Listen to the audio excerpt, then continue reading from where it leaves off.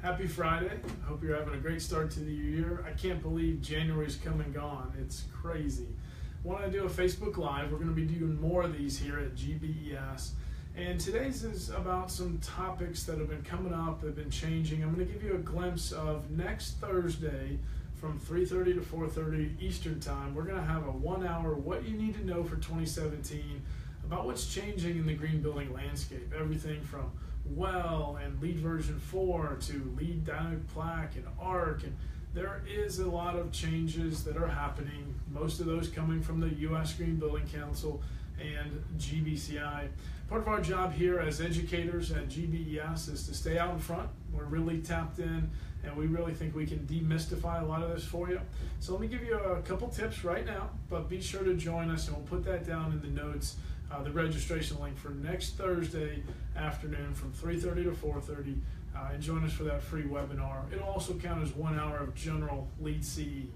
My name is Charlie Cicchetti, though, at GBS. Let's talk about some of those topics.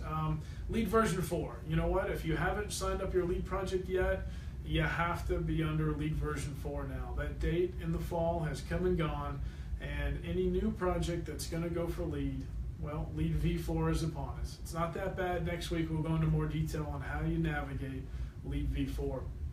The GBCI, they've been busy. They've been actually not just giving out our LEED exams and certifying our LEED projects, they've been actually either buying or partnering with several different green building affiliated programs. For example, we have EDGE for developing countries. It's a more of a prescriptive way to get a green building certification.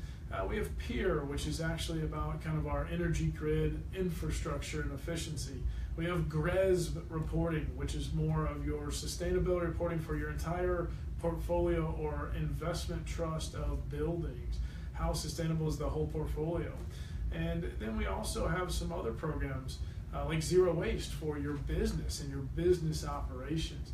So there's a lot of new programs. One more is SITES, and that's for your sustainable landscapes. And even another recent acquisition is Park Smart.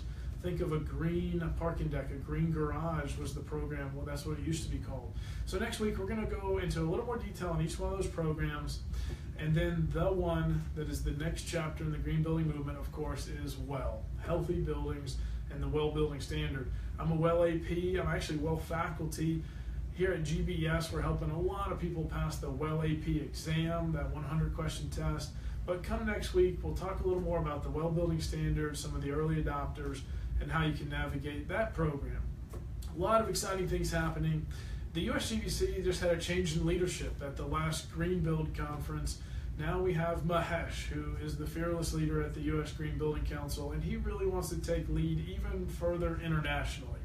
The U.S. Green Building Council's version of LEED is being used globally, and he really has a mission to grow it not just stateside, but internationally. A lot of LEED projects happening overseas, and that's super exciting. And then finally, again, next week we're going to talk about LEED V4, what you need to know project-wise, and even a little bit about the credentials and about all these new systems. That being said, we hope to see you next week on our webinar, and everybody have a great weekend. Thanks.